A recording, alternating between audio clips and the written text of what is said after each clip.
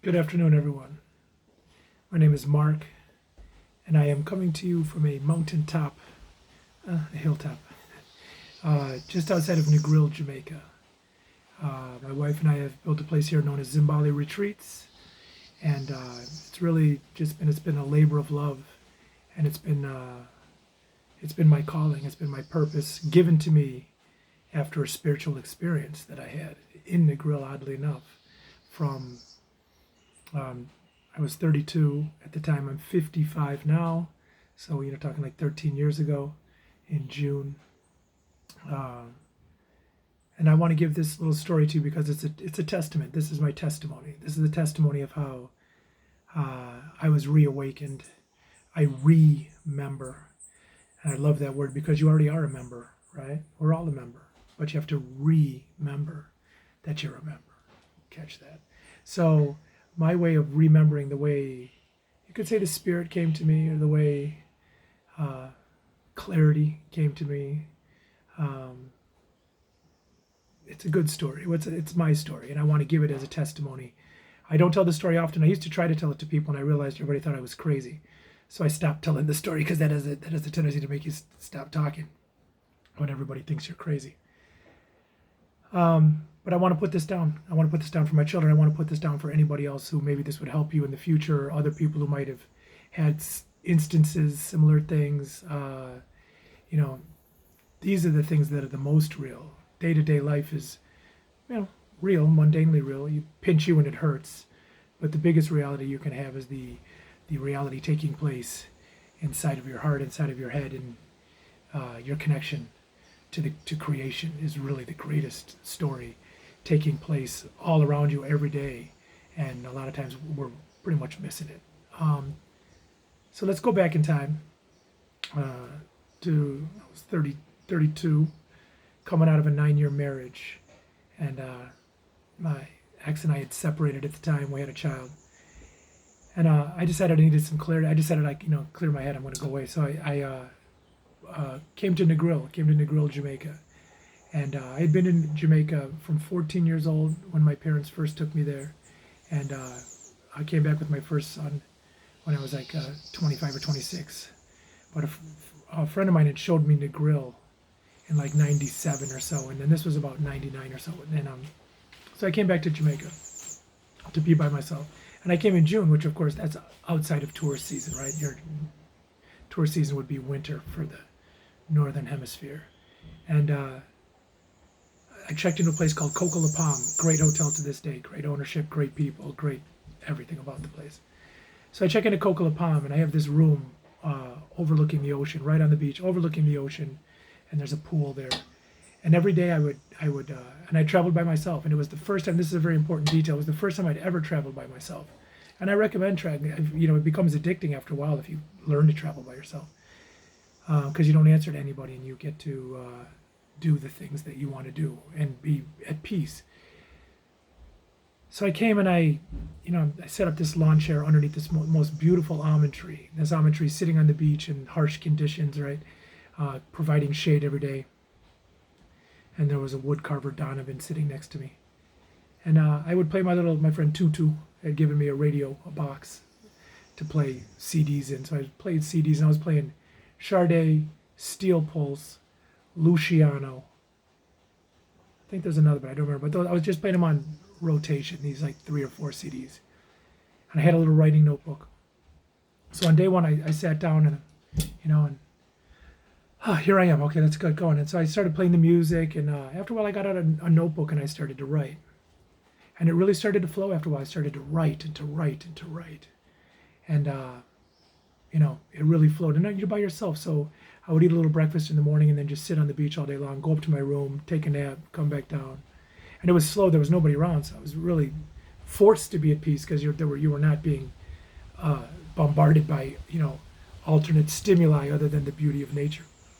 So, writing in my notebook every day, and then woke up the next morning, ate very little for breakfast. I just wasn't, and then really wrote. I mean, wrote the whole day long. The music's going. I'm writing the whole day long. And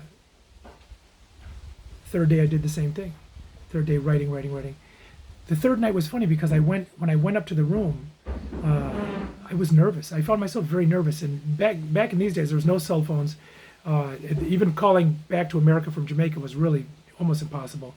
And the power would go off in the grill twice a day, every day. Anybody that knows the grill, and not anymore. Come to the grill. The grill's a great place, but back then it was rustic, which was part of the charm. And so I started to get real nervous that night. I felt like I was being disconnected. I felt like somebody had to know, or I just wanted to talk to somebody. I can't even describe it, but I was very jittery, very nervous, and I just went to bed about 8 o'clock, right, and just whew. And I woke up the next morning, and oddly enough, I was dead calm. I mean, I was calm. I felt good. And you know how it is, if you go on a vacation a lot of times, it takes you 3 or 4 days, right, to come down anyway, but I was really calm, man. And so I went out and I laid down on the chair, and I put on the music.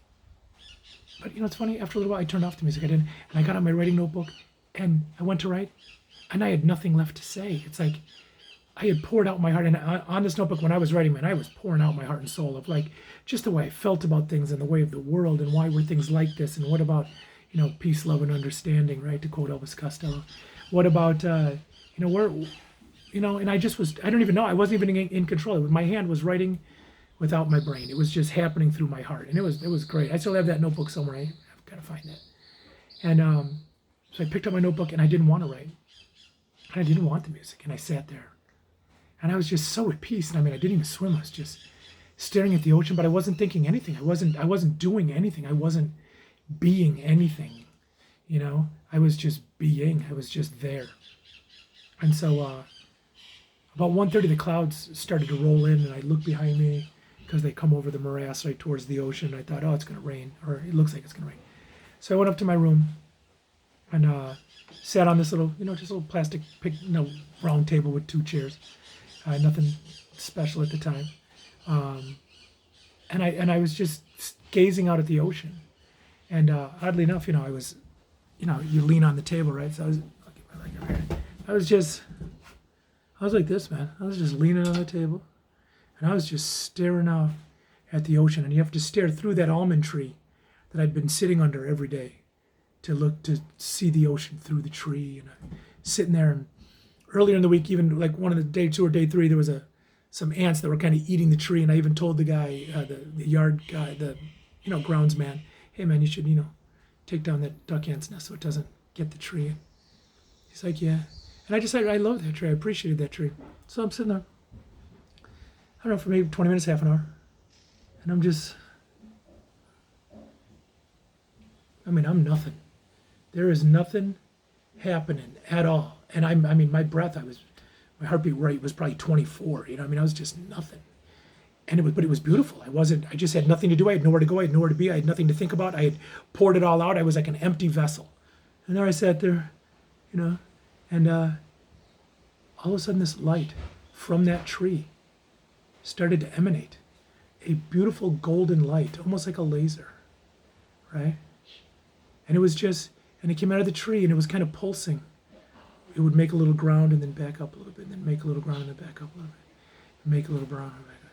And I was just watching this light come out of this tree, and then the whole tree began to glow, like emanate, it was an aura. The aura of the tree began to show itself. Now I'm straight. I barely even eating, no drinking, no smoking, no nothing for days. I am just, straight, sober, barely even eating, on heart rate at 20. You know what I mean? And this all of a sudden this tree is glowing in front of me, and this light is pulsing at me. And when the light came to right here, I had my first thought. And I thought, should I let that thing touch me, man? You know what I mean? Should I let this light touch me? The minute I had the thought, it retracted, and then I was just so chill. I said, yeah, well, and it was very loving too. That's the thing, is the aura was just very beautiful and peaceful, and the light coming at me was just really this golden, beautiful glow, and it was just, it had no, your energy was like, it was just beautiful. And so I said, sure, let it come at me. And guess what? It just went, and I was gone. I went into the light, and it was beautiful. And it was just this white, cream, beautiful yellow. These colors are not right. I mean, it's a white light, but of a very non-offensive to your eyes, beautiful creamy white gold glow. And I went in, and instantaneously the feeling was absolute love. It was being love was just pouring over me. And then the tree was sharing with me. The tree was glowing, and as I looked around, I was actually just seeing white light, but as I looked around, I could still, and when I say looked around, I was still, face on hand, but as I was kind of scanning with my eyes inside the glow, everything was emanating. Within the light, it was emanating light, like its shadowy light figure was showing itself to me, its essence, and it was all love, and it was sharing with me. And then I realized I was sharing with it, and it was just love was flowing back and forth. The tree is loving me, the tree over here is loving me, and the grass is loving me, and love is just coming, and I'm so blown away, but like almost weeping, right? Just love that I was sending my love back out, and my love was sharing with them, and like the party was just getting better and better, right? It was just like a love fest. It was in love. All of the light was love. The tree was love. Everything is just love.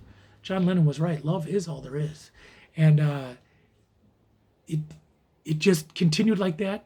And then I began to kind of through the light, I began to see the beach and the ocean again.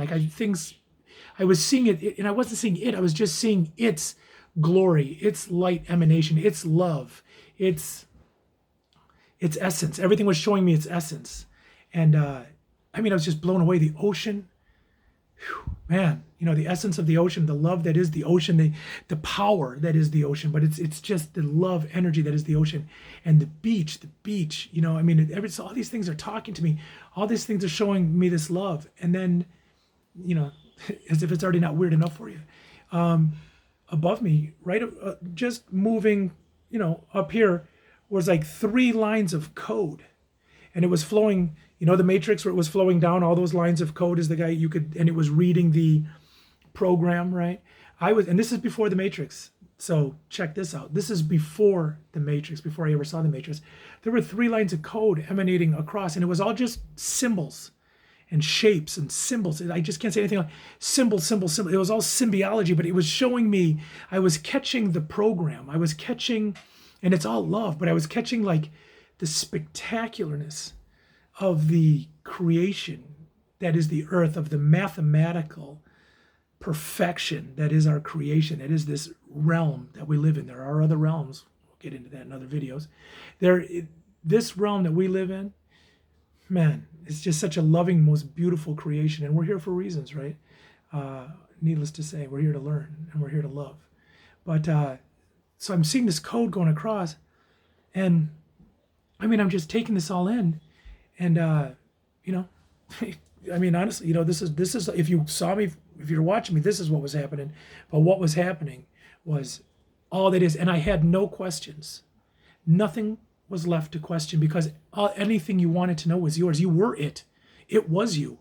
All of it is you. You are all of it. I didn't have to have a question, because I was in it. I was a part of it. I was, but a distinct part. You know what I mean? Still, there was still an I-ness, right? There was still a me, if you will, or just there was an I that was experiencing this. But it was so encompassing. It was so much love going back and forth that the love is and trust me, hairs are standing up on my arm now, and and after like 20 minutes, all of a sudden, unfortunately, the light began to pull away, and I was like, no, don't go anywhere. Where are you going? Get back here. I didn't want that. You never want to leave. These are these stories when people have gone into the light and, all the love, and they don't want to come back. Yeah, you don't want to come back. But it pulled away. But it didn't, as it left, every single thing. So now my vision is returning back to physical vision. Everything is an explosion of light and of love. And I mean, the trees are just the vibrancy. They are, 4th of July is coming out of this tree and those flowers and that ocean and that beach and that everything was just exploding. It's like they were showing me their glory. It was the most, what? Just waiting, I don't remember if there was music. I don't think there was, but I mean, it's like that. You were in the what of just the most magnificent, and the love was still exchanging, although slightly ebbing, but the love was still exchanging. It was giving me their glory, and it was like the 21 gun salute. You know what I mean? That I had come there and seen them and come in, and hear the dog barking and the other dog singing. Rastafari calls that a sealer. It's very important. That means that. Here, Lassie. Here, I mean, what are the odds, right? That in Rastafari, that's called a sealer. Sealer. It's sealing your story. It's saying that your story is true. It's adding credibility to the story, and the story is true. And because it's used to take it or leave it, I'm not trying to push anything. So out I come from the glory, and I mean, it's just exploding all around me, and I'm stunned. I haven't moved, but I mean, my eyes were probably big. I was like. And I sat watching and then that started to ebb, right? Everything started to go back to normal after like another 5 minutes, everything, and then I was just, there I am back in this two-dimensional, what I thought was everything, what I thought was reality, realizing now that this is just like a two-dimensional. I mean, the dogs are still howling. That's so rare. So it just goes to show you that sitting in this, now they've stopped. I'm sitting in this, now I'm in this reality. And I don't know what to do with this, man. What do you do with that? This isn't all that there is at all.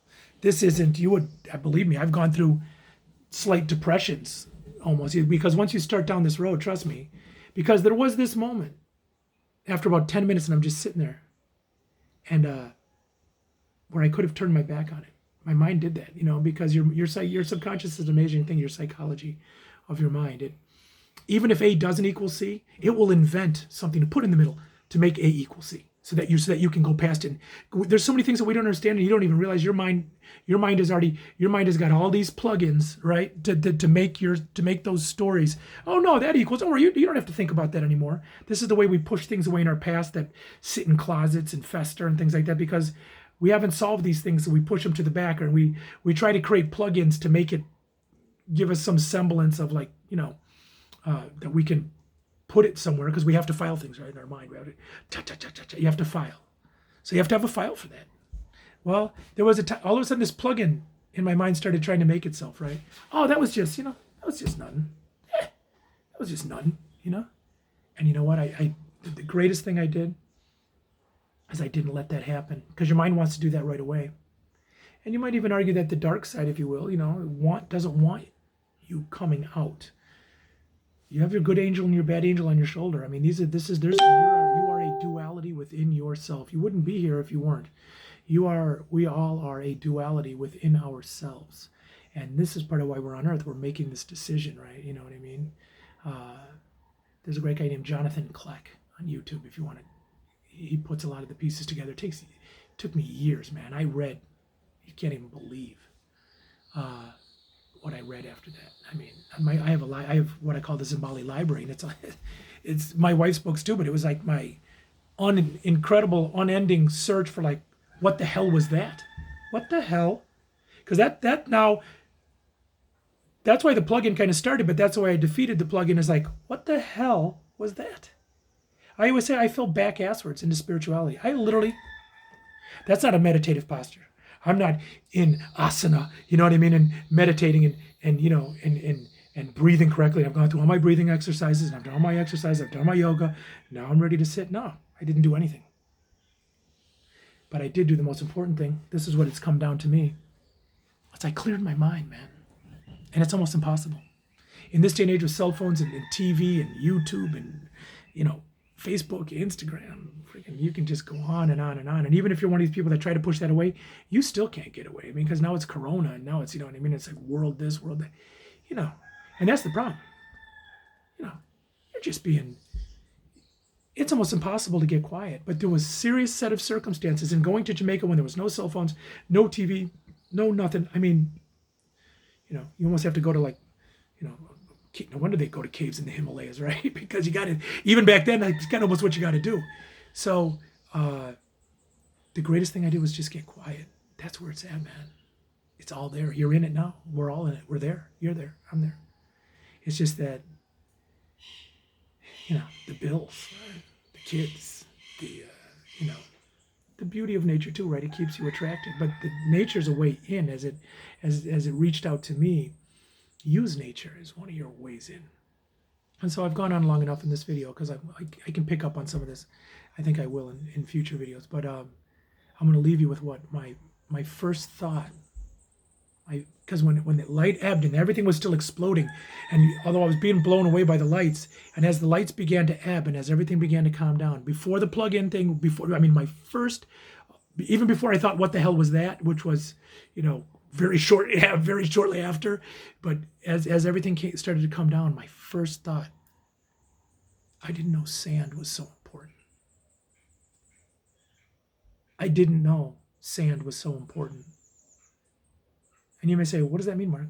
You know my answers? I don't know. But coming out of that, of all the things that I was shown, and the explosion of love, and I mean literally coming out weeping because you're just, you don't want to leave. It's the greatest love. That is what you want. That's what we're all searching for. And my first thought was, I didn't know sand was so important. And it only goes to show you that the glory that sand shared with me, the love that sand showed me, blew me away. The purpose of sand. And I can't actually tell you what that is. I don't remember. I don't know. It wasn't something that was downloaded to me like here's the manual on what I do. No, sand didn't give it to me like that. Sand just said, hey man, I'm sand, And all I can say in the end is, this is what happened to me. And in the end, let me just say this. It's the Creator. All glory to God. When you to journey now, you catch that, now you're on a journey. And so if I look back now and tell you one or two things, it's even just one thing. That love is God. That love is creation. Love is all there is. That love is the love of the Creator, of God. And God does not judge. God does not witness. God is only just the witness. God just, the Creator of all that is love, and created to create love. And that is what you are. And as they say in Jamaica, one love.